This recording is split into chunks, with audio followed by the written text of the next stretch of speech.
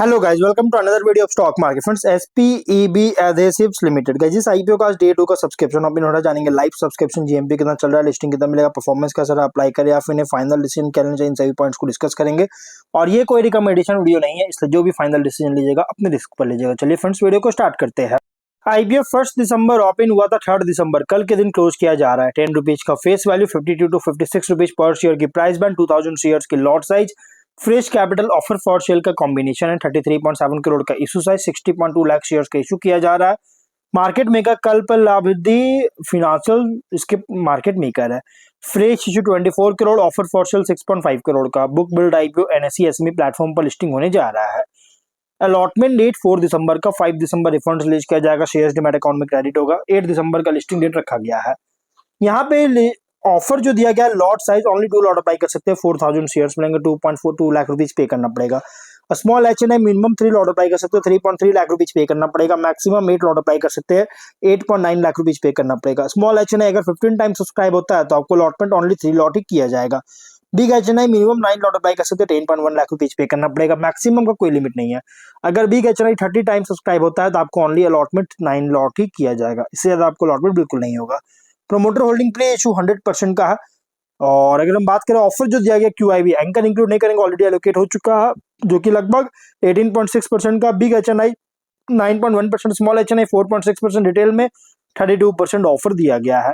Anchor से 9 करोड़ का fund raise कर चुका है, कंपनी कर चुकी है। और अगर हम बात करें कंपनी के सब्सक्रिप्शन को लेकर, क्यूआईबी से बिल्कुल सब्सक्राइब नहीं हुआ, डे 1 में कोई सब्सक्राइब नहीं हुआ। क्यूआईबी गाइस हमेशा लास्ट डे में ही अप्लाई करते हैं, अक्सर देखा गया। हाँ, बिग एचएनआई से ओवर सब्सक्राइब है, लगभग 10 एप्लीकेशन सबमिट हुआ, टोटल 78% सब्सक्राइब है। लेकिन बिग एचएनआई से 1.1 टाइम सब्सक्राइब है, जो कि ओवर सब्सक्राइब फुल्ली सब्सक्राइब हो चुका। 5.5 लाख शेयर्स का बीट ऑफर था, 6.1 लाख शेयर्स का बीट किया, 3.4 करोड़ का। लेकिन स्मॉल एचएनआई 13% का सब्सक्राइब है, 36,000 शेयर्स का बीट किया, 20 लाख का। रिटेल में 16% सब्सक्राइबर, 3.1 लाख शेयर्स का बीट किया, 1.7 करोड़ का। 78 एप्लीकेशन सबमिट हुआ है। देखिए, बिग एचएनआई से फुली सब्सक्राइब है, लेकिन स्मॉल एचएनआई और रिटेल से अंडर सब्सक्राइब है। क्यूआईबी से बिल्कुल सब्सक्राइब नहीं हुआ। टोटल 25% सब्सक्राइबर, 9.6 लाख शेयर्स का बीट किया है, 5.3 करोड़ का। 88 एप्लीकेशन सबमिट हुआ है। एक अच्छी अंडर सब्सक्राइब देखने को मिल रहा है कंपनी में। अगर देखा जाए सब्सक्रिप्शन जो है अंडर सब्सक्राइब देखने को मिल रही है। अगर हम जीएमपी की बात करेंगे तो कंपनी का जीएमपी फिलहाल अगर देखा जाए तो 0 रुपीज का, विच मीन कंपनी या तो फ्लैट डेब्यू करेगा या तो डिस्काउंट लिस्टिंग करेगी। अगर हम बात करेंगे इस कंपनी के बिजनेस को लेकर तो इस पर मैं ज्यादा कुछ बात नहीं करूंगा, क्योंकि ऑलरेडी मैंने वीडियो बना रखा है, आपको भी इसके बिजनेस के बारे में पता, लेकिन मैं फिर भी बता देता हूँ।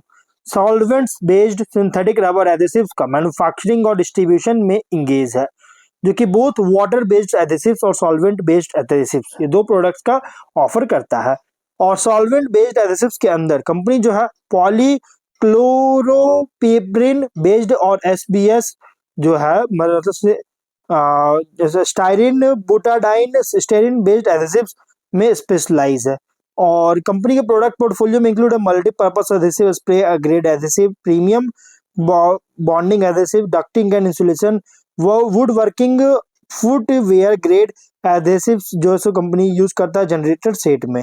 और कंपनी B2B बिजनेस मॉडल को फॉलो करता है। प्रोडक्ट्स को डाइवर्स सेक्टर्स जैसे packaging, automotive, footwear, construction, would working, furniture में जो है प्रोडक्ट सेल करता है। मैन्युफैक्चरिंग फैसिलिटी MIDC जो कि महाराष्ट्र के रायगढ़ डिस्ट्रिक्ट में है। Installed capacity 12,000 litres per day का है। यहाँ पे आप प्रोडक्ट्स पढ़ सकते हैं, 4 प्रोडक्ट्स है कंपनी का। और अगर हम यहाँ देखिए 41 परमानेंट एम्प्लॉइज का टीम है। कंपनी जो है ना मैन्युफैक्चरिंग कर रहा है solvent based synthetic rubber adhesives का, एक हाईली कॉम्पिटिटिव और फ्रैगमेंटेड सेगमेंट में ऑपरेट हो रहा है, जो कि कॉम्पिटिटर है HP एडेसिव्स, निखिल एडेसिव्स और ज्योति रेजिन्स एंड एडेसिव्स, इसके कॉम्पिटिटर है। फाइनेंशियल 25 में 45.5 करोड़ का रेवेन्यू, 5.9 करोड़ का प्रॉफिट है। और फर्स्ट हाफ में 25 करोड़ का रेवेन्यू, 3.6 करोड़ का प्रॉफिट है। फाइनेंशियल अगर देखिएगा, टॉप लाइन बॉटम लाइन में इंक्रीज किया, टॉप लाइन 5% इंक्रीज किया, बॉटम लाइन 19% का। देखिए टॉप लाइन बहुत अच्छी ग्रोथ है, बॉटम लाइन में इंक्रीज किया, बट 24 में बॉटम लाइन जो है ना सरप्राइजिंग बूस्ट हुआ है। और ये जो सरप्राइजिंग बूस्ट हुआ है ना, ये सिर्फ डाउट क्रिएट नहीं कर रहा है, बल्कि सस्टेनेबिलिटी को लेकर कंसर्न रेज कर रही है। ROE RONW 26.3%, ROCE 32% का, debt PAT EBITDA margin 13.1 17.5%, PBP ratio 4.3 16.7 time, market cap 126 crore के अराउंड होगा। और अगर हम बात करें तो डेट फ्री कंपनी है ये ओवरऑल।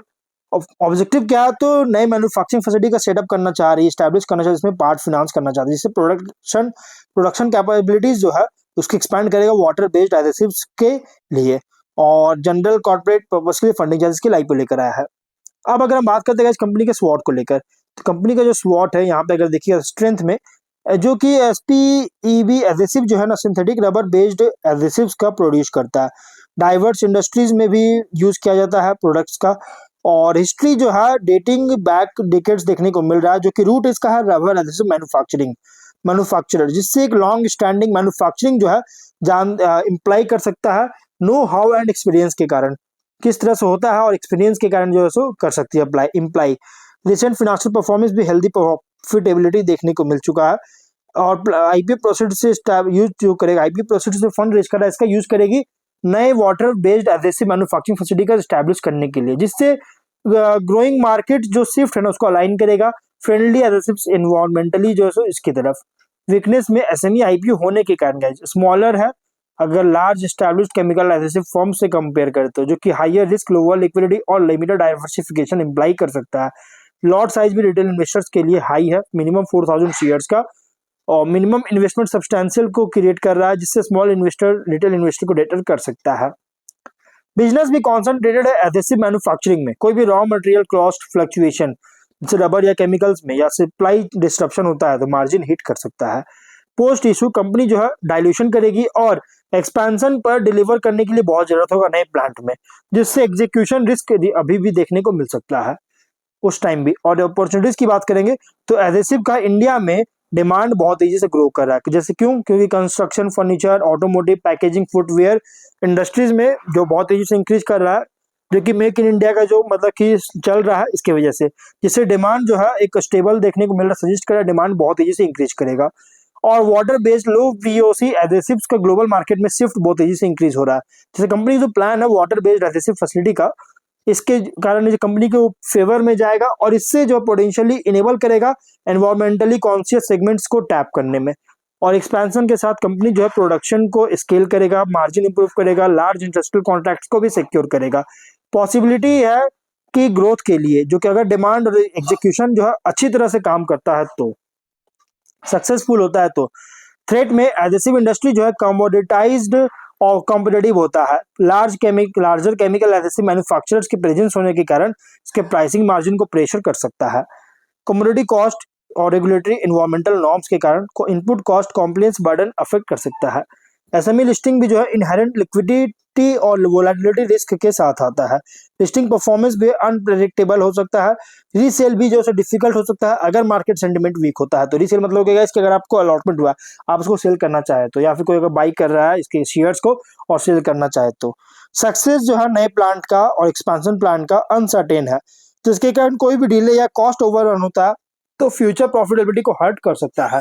तो कुछ रिस्की पॉइंट है। GMP कंपनी का जीरो पेज का, विच मींस कंपनी या तो फ्लैट डेब्यू करे तो डिस्काउंट लिस्टिंग होगा।